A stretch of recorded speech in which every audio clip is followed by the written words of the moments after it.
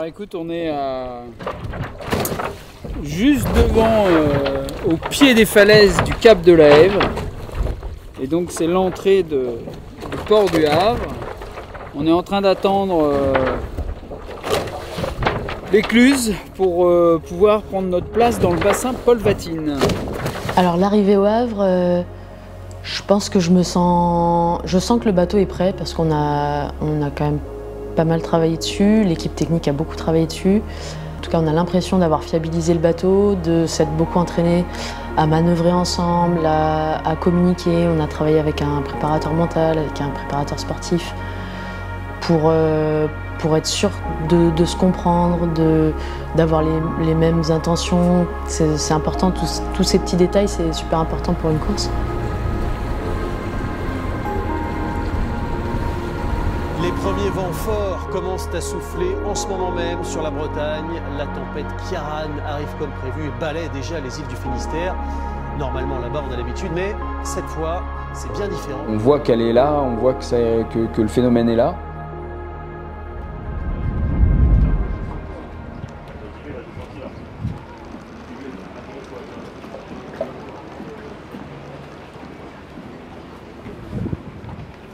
Alors, à 16 h, on a rendez-vous ici avec Erwan, Audrey, Sandrine, enfin tout le monde, toute l'équipe. On va défiler tout ce qui se passera entre aujourd'hui et le départ. On va aussi aller à travers tous les sacs spares.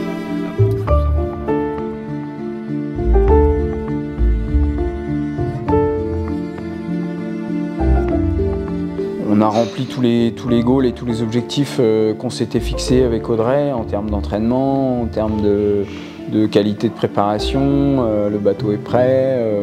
Donc finalement, voilà, c'est le.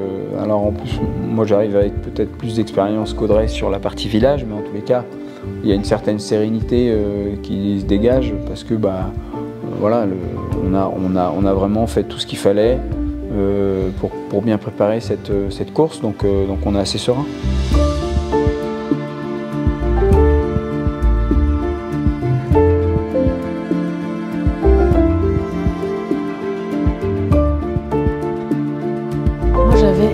Énormément de questions, forcément.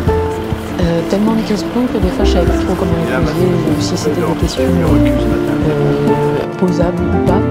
Mais finalement j'en ai posé quand même pas mal et Erwan naturellement aussi a essayé de me dérouler le fil en fait. Le début, la sortie de la Manche, les conditions, qu'est-ce qu'on peut retrouver, qu'est-ce qu'on va retrouver dans le golfe de Gascogne, comment il faudra réagir.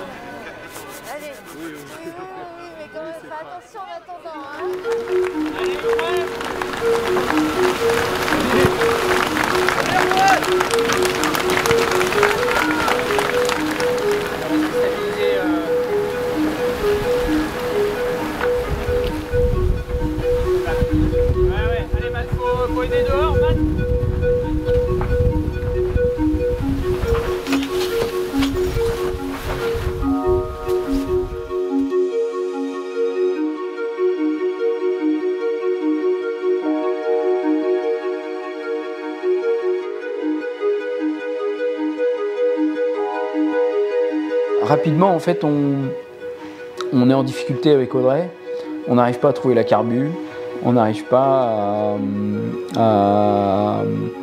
à se mettre, à être bien. On n'arrive pas. Le bateau est pas stable en vitesse et on voit bien que les autres sont en train de nous la coller. Et en fait, au fur et à mesure qu'on avance,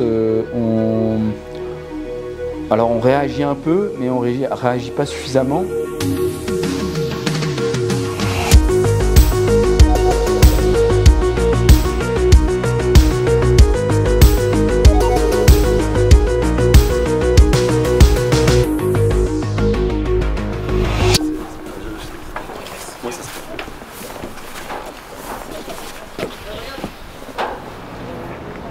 Il va avoir une photo où on voit 0 là. Le moteur il trace. Il n'y a pas de voile pour ça. Et ça nous a fait défaut hein, parce que les petits copains ils sont partis un peu plus vite, ils ont attaqué. Nous on est restés un peu sur la réserve et en fait on perd des heures des heures assez précieuses pour la suite. En fait, on se dit pendant toute la manche, de toute façon, c'est pas là que ça se gagne. Et après coup, je pense que s'il y avait une partie qui... En tout cas, c'était là que ça se perdait, quoi.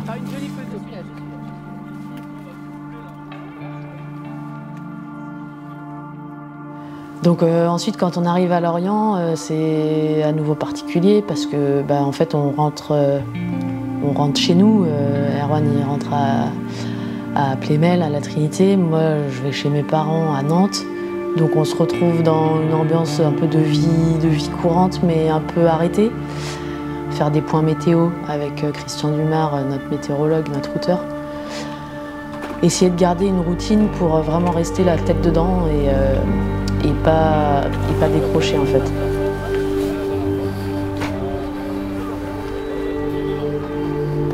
On sait quand même qu'on va dans des conditions extrêmes. On sait qu'il va y avoir 5 à 6 mètres. Et voilà, ça va être compliqué, quoi. Donc au moins les 30 premières heures vont être assez compliquées.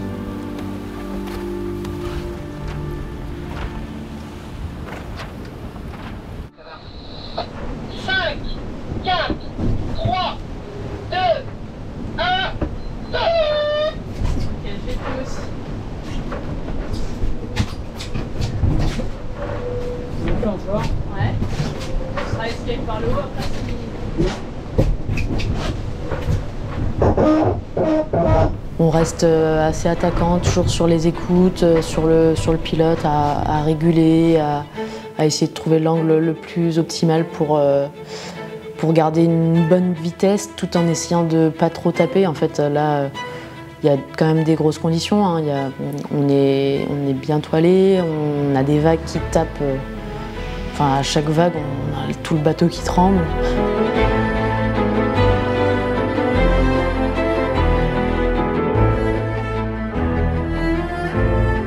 On va dire 20 minutes après le départ, rapidement on se remet bien dans le match parce qu'on crée un petit décalage un peu plus ouest que les petits copains et en fait rapidement on arrive à repasser devant eux et à être dans le groupe de tête.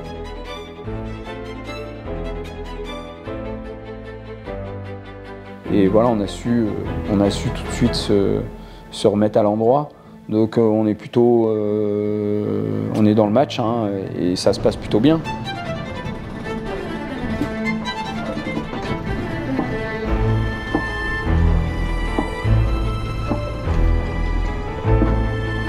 Moi je me dis tant qu'Erwan ne dit rien, c'est que ça doit être safe. Mais c'est vrai que ça tape fort. Ça tape fort au bout d'une dizaine d'heures. Peut-être même un peu moins. On n'arrêtait pas de sortir pour prendre un riz, enlever le riz, prendre un riz, enlever le riz.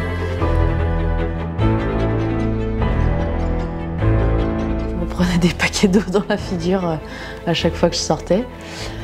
Ça, c'était le côté un peu fun du...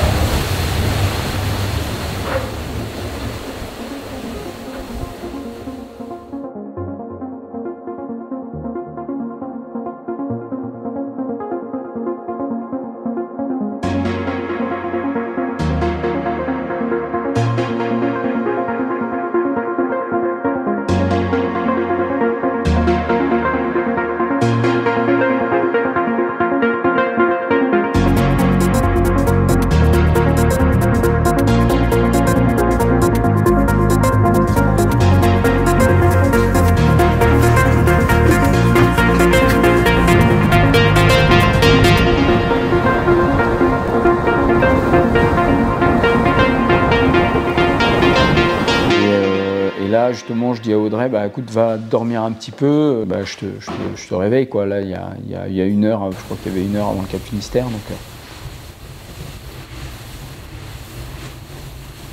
Et en fait, on dort dans la coque centrale. Quand j'ouvre la coque centrale, on a de l'eau jusqu'aux chevilles dans le bateau et du coup, il y a un problème.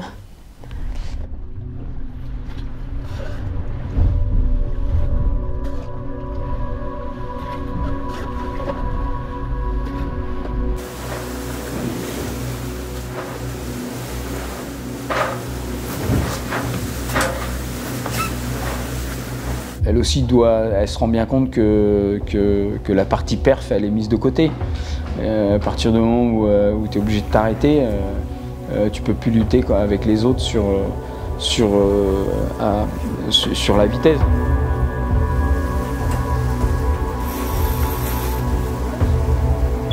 Erwan, c'est un marin qui parle pas forcément beaucoup, mais par contre, il y a pas mal de choses qui se voient dans ses yeux.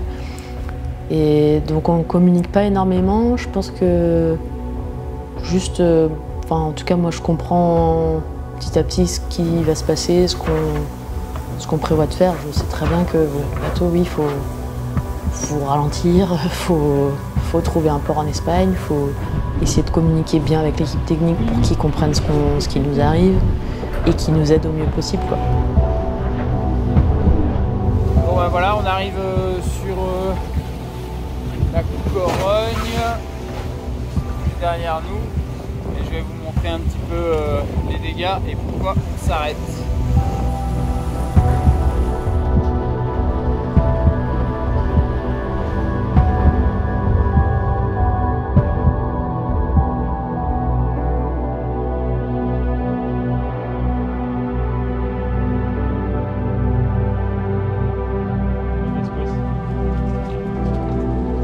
Ça y est, 48 heures d'Insbug.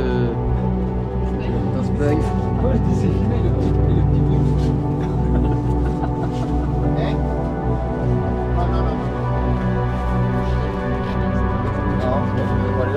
On fait le point avec Cyril et rapidement on se dit que c'est pas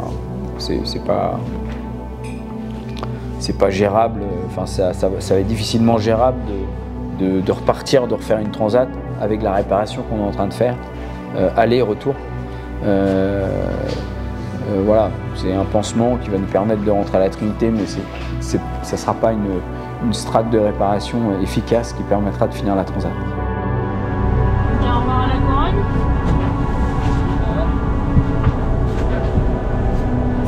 Au revoir la Corogne. Je savais pas trop dans quel état d'esprit j'étais ou dans quel état d'esprit il fallait que je sois. Et donc le principal c'était de ramener le bateau, qu'il n'y ait pas plus de dégâts en fait que ce qui était parti pour, quoi. Donc on en discute, mais très brièvement. Je pense que en fait moi je regarde Erwan et je sais à peu près comment il va réagir.